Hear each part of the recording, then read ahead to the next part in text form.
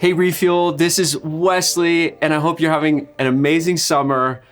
And as many of you know, at Bayside, we are in the book of Psalms. You might say, what is the book of Psalms? The book of Psalms is a book of songs, S-O-N-G-S, 150 to be exact, written by multiple authors over 900 to 1,000 years. And one author in particular we know the most. David the psalmist, also known as David, one of the greatest kings in the history of ancient Israel. David likely wrote between 73 and 75 psalms that originally, when they were written, Psalm 1 or Psalm 150 or any of them in between, they would be sung in the temple as the people of God worshiped in ancient Israel during the Old Testament. When the Babylonians came in to invade Israel and they took people out of Israel and they exiled them back to their homeland there in Babylon, the people of God could no longer go and worship at church as we know it or the temple.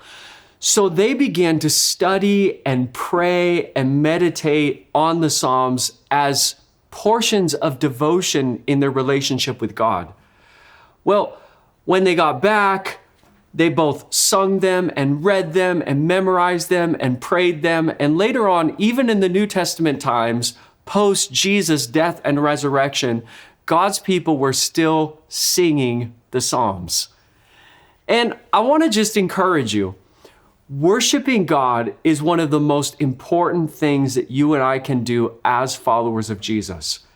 There's so much freedom and peace and feeling alive in our soul when we are engaging in singing and worship and praying even the Psalms to God. One famous theologian, John Stott, said, "Worship is the highest and noblest activity of which man or woman, by the grace of God, is capable."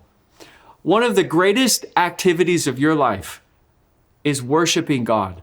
So as we embark on this journey of studying the Psalms this summer in the Psalms at Bayside, I want to encourage you, whether it's a Sunday morning or a morning devotion or reading a psalm before you go to bed, to daily engage in worshiping God.